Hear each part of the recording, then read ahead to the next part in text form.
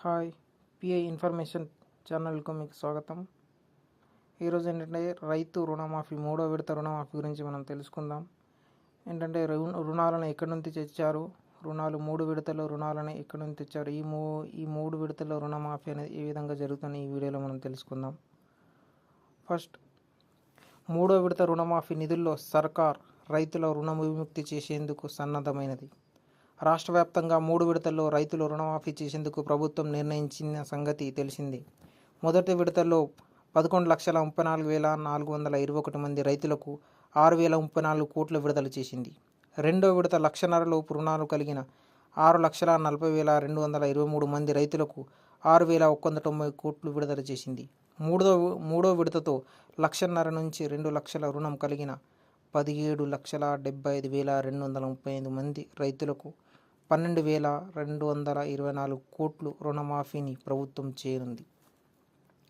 నిర్దేశిత గడువుల కల్లా రుణమాఫీ పూర్తి చేయాలన్న సంకల్పంతో ఉన్న రాష్ట్ర సర్కార్ అందుకు అవసరమైన నిధులను సమకూర్చుకోవడంపై దృష్టి సాధించింది.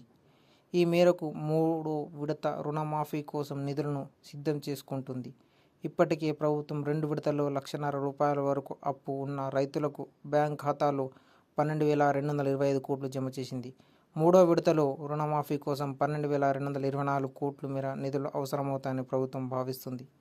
మూడో విడత రుణమాఫీని ఆగస్టు 15న అమలు చేయనున్నట్లు సర్కార్ ప్రకటించింది. ఈ నేపథ్యంలో అందుకు అవసరమైన నిధులను సమకూర్చుకుంటుంది. ఈ నెల 6న బహిరంగ మార్కెట్ నుంచి ప్రభుత్వం 3,000 కోట్లు అప్పును సేకరించింది. తాజాగా మరో 3,000 కోట్ల కోసం రిజర్వ్ బ్యాంక్ ఆఫ్ ఇండియాకు ఇండెంట్ పెట్టింది.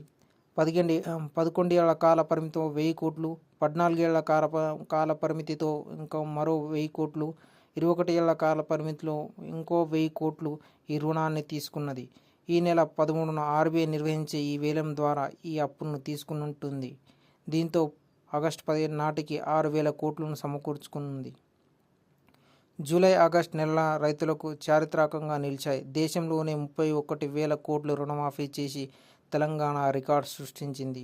రైతులకు ఫుల్ టైం సెటిల్మెంట్ చేసి రుణమాఫీ చేసి చూపిస్తున్నది. కాగా గత సర్కార్ చేసిన అప్పులకు నెలకు 6,000 కోట్ల మిత్తి చెల్లిస్తున్న ప్రభుత్వం ఇప్పటి వరకు 43,000 కోట్లను గత సర్కార్ చేసిన అప్పులను చెల్లింపు చేసింది.